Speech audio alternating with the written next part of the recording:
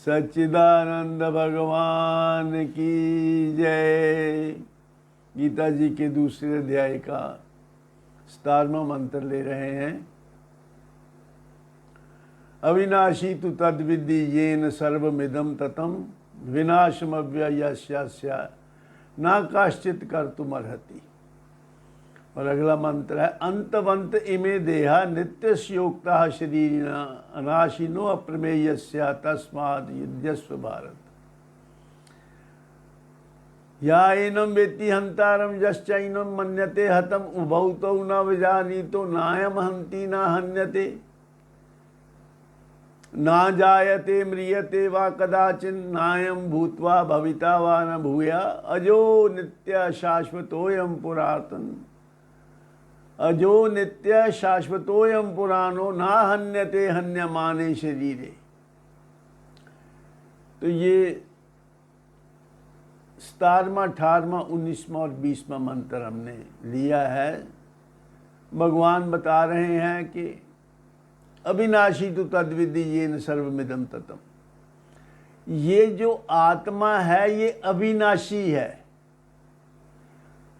और इसका नाश करने में कोई भी समर्थ नहीं है, क्योंकि इसका स्वभाव ही अविनाशी है, इसका गुण धर्म ही अविनाशी है। ये नाश होने योग्य नहीं है। और इसको जो मिलने वाले शरीर हैं, अंतवंत इमे देहा नित्यस्योक्ता शरीरिणा अनाशिनो अप्रमेयस्य तस्माद् युध्यस्व भारत। इस अविनाशी आत्मा को मिलने वाले सारे शरीर ही नाशवान हैं। तो दो तत्व हुए, एक अविनाशी है और एक नाशवान है। और इनको जो ठीक से नहीं जानता, या एनम वेत्ति हंतारम यश्चैनम मन्यते हतम उभौ तौ न विजानीतो नायम हन्ति न हन्यते। वो जो ये मानता है कि आत्मा मारता है या आत्मा मारा जाता है या आत्मा मरा हुआ है, वो दोनों ही ठीक नहीं जानते। क्योंकि आत्मा ना तो कभी किसी को मारता है और ना कभी किसी से मारा जाता है। ये आगे भगवान बता रहे हैं, ना जायते म्रियते व कदाचन नायम भूत्वा भविता वा न भूया अजो नित्य शाश्वतोयम पुराणो ना हन्यते हन्यमाने शरीरे। ये जो आत्मा है ये कभी जन्मता नहीं है। जिसका कभी जन्म नहीं होता वो कभी मरेगा भी नहीं। ये ना कभी जन्मता है ना कभी मरता है। ना जायते म्रियते वा कदाचन, कभी भी नहीं जन्मता, कभी भी नहीं मरता।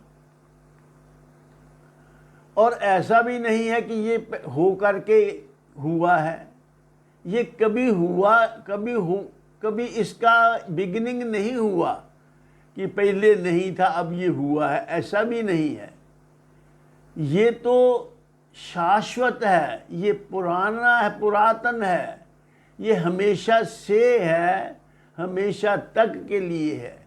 ये ऐसा आत्म तत्व है। तो भगवान दो तत्व बता रहे हैं। एक तो जिसका गुण धर्म अविनाशी है, उसका नाश करने में कोई सब भी समर्थ नहीं है।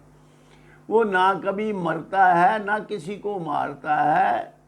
और दूसरा जो तत्व है जिसको ये शरीर मिलते हैं, इस अविनाशी तत्व को, इस अविनाशी आत्मा को जो मिलने वाले शरीर हैं वो आदि अंत वाले हैं। अंतवंत इमे देहा नित्यस्योक्ता शरीरिणा। जो इस अविनाशी आत्मा को शरीर मिलते हैं वो आदि अंत वाले हैं, वो जन्मते हैं, वो मरते हैं। इसलिए इन दोनों तत्वों को जो ठीक प्रकार से जानता है, वो कैसे किसी से मारा जाता है या कैसे वो किसी को मारता है। आत्मा तो अकर्ता अभोक्ता है, ये ना कोई किसी को मारता है ना कभी मरता है। और शरीर हमेशा ही ये नाशवान है, ये हमेशा ही बदलते रहते हैं। नाशवान का मतलब ये कभी भी स्थिर रहने वाले नहीं हैं। ये जन्म लेने के बाद से ही इसका मरने का समय शुरू हो जाता है। जैसे कोई शरीर जन्म लेता है उसके बाद ये इसमें तब्दीली आनी शुरू हो जाती है।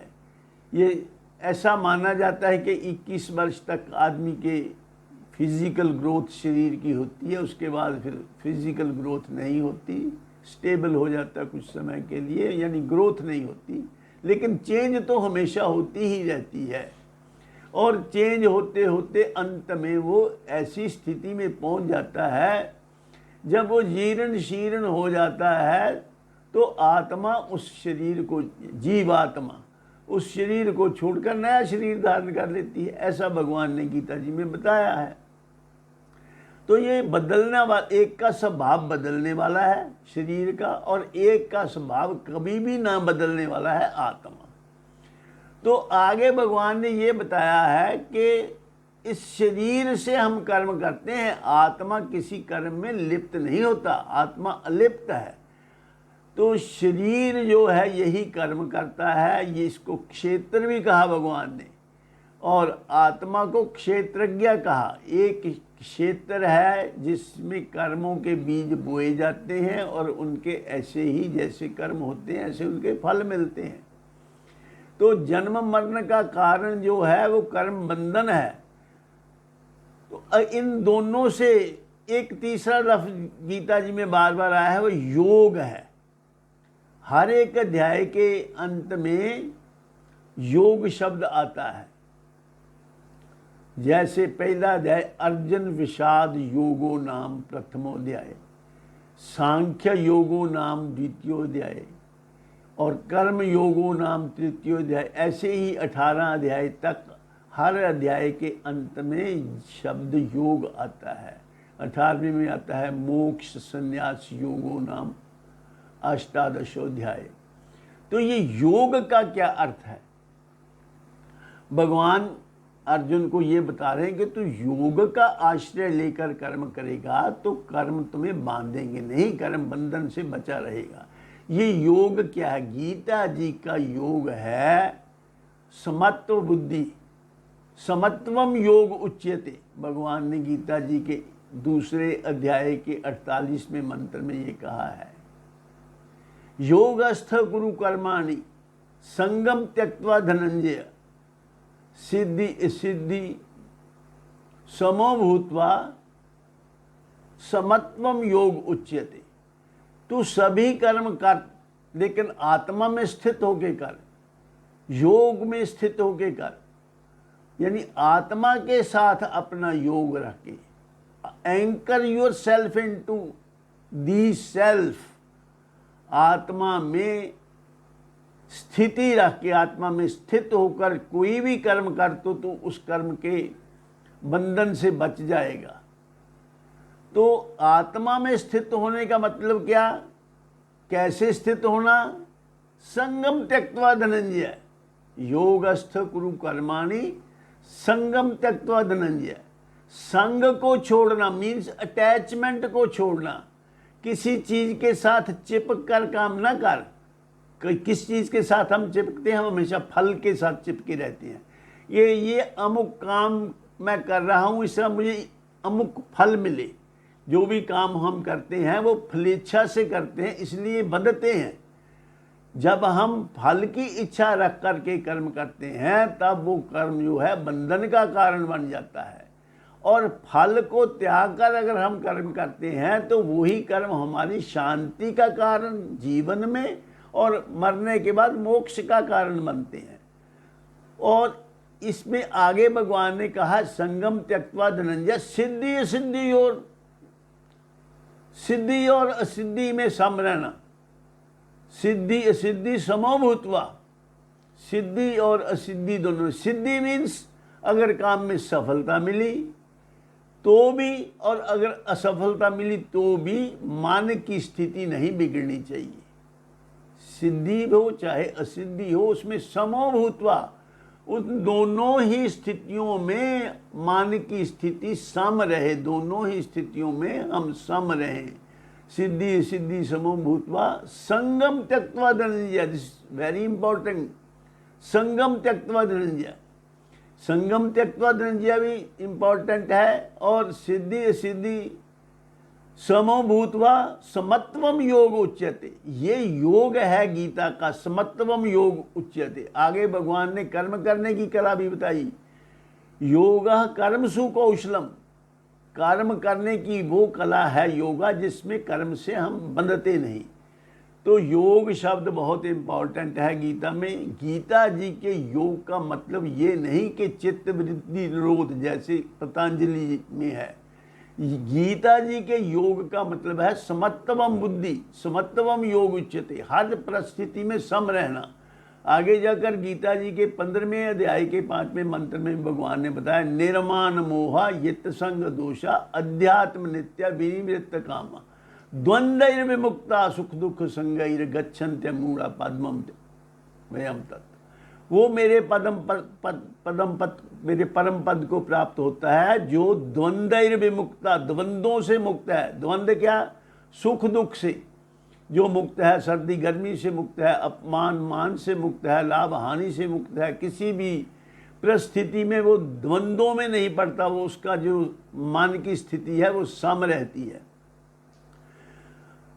आगे की चर्चा फिर करेंगे, नहीं तो लंबा हो जाएगा ये एपिसोड। वास्तव में हम जो भी कुछ करते हैं उसका परिणाम एक ही है।